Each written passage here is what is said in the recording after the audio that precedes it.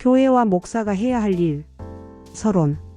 오늘날 우리 사회는 다양한 목적을 가진 수많은 단체와 기관으로 구성되어 있습니다. 정치적 이념, 경제적 이해관계, 학연, 취미 등 그 목적은 매우 다양하죠. 하지만 교회는 이러한 세상적인 단체들과는 근본적으로 구별되는 특별한 존재입니다. 교회는 단순한 인간들의 모임이 아니라 하나님의 부르심을 받은 거룩한 공동체입니다. 그리고 목사는 단순한 직업인이 아닌 하나님의 특별한 소명을 받은 성직자입니다. 그렇다면 교회와 목사는 세상과 어떻게 구별될까요? 그리고 그들은 본질적으로 어떤 사명을 감당해야 할까요? 이 질문에 대한 답을 찾기 위해 우리는 성경적, 신학적, 역사적 관점에서 심도 있게 고찰해 볼 필요가 있습니다. 교회의 본질, 세상 단체와의 구별. 교회는 결코 인간적인 이해관계나 취미를 중심으로 형성된 결사체가 아닙니다. 교회는 예수 그리스도의 몸이며 성령 안에서 부름받은 거룩한 공동체입니다. 에베소서 1장 22절 23절. 따라서 교회의 본질은 세상적인 이익을 추구하거나 정치적인 권력을 장악하는 데 있지 않습니다. 오히려 하나님의 뜻을 분별디선하고 그 뜻을 이 땅에서 실천하는 데 그 핵심이 있습니다. 교회의 사명. 교회의 사명은 크게 세 가지로 요약할 수 있습니다. 첫째, 하나님을 예배하는 공동체로서의 정체성을 확립하는 것입니다. 요한복음 4장 23절. 예배는 교회의 심장이자 모든 활동의 근원입니다. 진정한 예배를 통해 우리는 하나님과의 깊은 교제를 나누고 그분의 뜻을 발견하며 세상을 변화시키는 힘을 얻게 됩니다. 둘째, 성도를 양육하고 훈련하여 예수 그리스도의 제자로 세우는 사명입니다. 마태복음 28장 19절 20절. 성도는 단순히 교회에 출석하는 사람이 아니라 그리스도의 성품을 닮아가고 그분의 가르침을 따라 살아가는 사람입니다. 교회의 교육과 훈련을 통해 성도들은 성장하고 변화되며 세상 속에서 그리스도의 증인으로 살아갈 수 있게 됩니다. 셋째, 세상 속에서 빛과 소금으로서 하나님의 나라를 증언하는 선교적 사명입니다. 마태복음 5장 13절에서 16절. 교회는 세상과 분리된 섬이 아니라 세상 속에서 살아 숨쉬는 유기체입니다. 빛과 소금처럼 세상의 어둠을 밝히고 부패를 막는 역할을 감당해야 합니다. 복음을 전하고 사랑을 실천하며 공의를 세우는 일에 적극적으로 참여해야 합니다.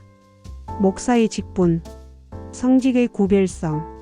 현대 사회에는 수만의 직업이 존재하지만 목사는 단순한 직업인이 아닙니다.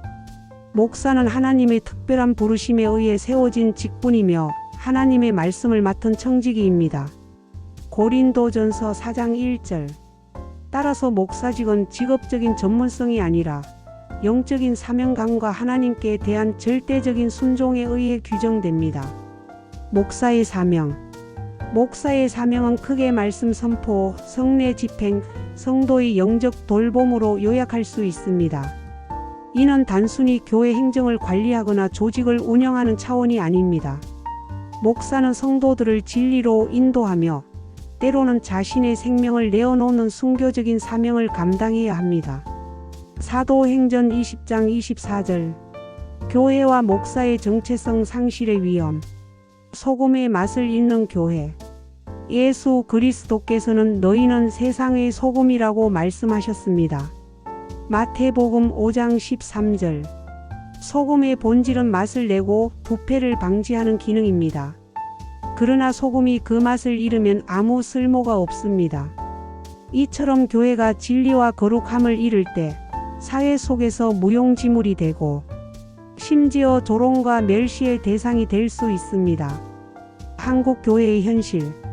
오늘날 한국 교회는 주술적인 신앙, 물질주의, 우상 숭배적인 요소에 지나치게 관대해진 측면이 있습니다.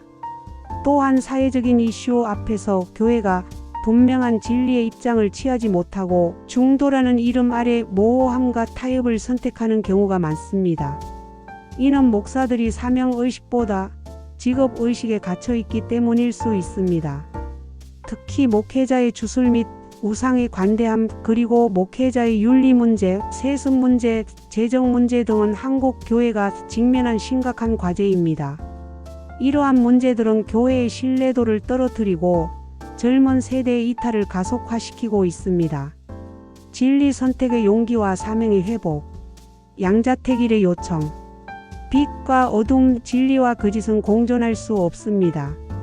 교회와 목사는 중립이라는 이름으로 모호함을 선택하는 것이 아니라 반드시 진리를 선택해야 합니다. 이는 신앙의 본질적인 요청입니다. 여호수아 24장 15절. 순교적 사명의 회복. 기독교 역사는 순교의 역사입니다. 초대교회 성도들은 생명을 내어놓음으로 진리를 정언했습니다. 오늘날 교회와 목사에게도 동일한 정신이 요구됩니다. 사도 바울처럼 사람에게 기쁨을 구하는 것이 아니라 오직 하나님을 기쁘시게 하려는 갈라디아서 1장 10절 그리스도의 종으로서의 정체성을 회복해야 합니다. 하나님의 동행. 진리의 길은 때로 고난과 박해를 동반합니다. 그러나 하나님의 교회와 참된 목사는 두려워하지 않습니다. 주님께서 함께 하시며 끝까지 지켜주실 것을 믿기 때문입니다. 마태복음 28장 20절. 한국 교회는 사회적 책임 부족이라는 비판에 직면해 있습니다.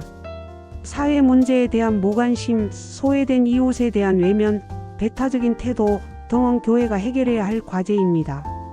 교회는 사회의 빛과 소금으로서 사회 문제에 적극적으로 참여하고 소외된 이웃을 섬기며 사랑과 공의를 실천해야 합니다.